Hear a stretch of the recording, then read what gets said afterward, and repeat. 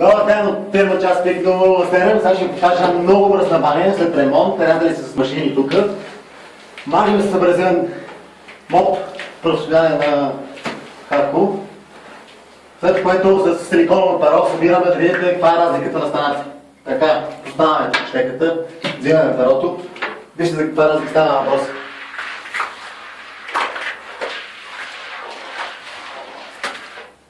Може да видите тази стана и тази стана. Тук се виждам стоят. След което ще го покажем в този вид.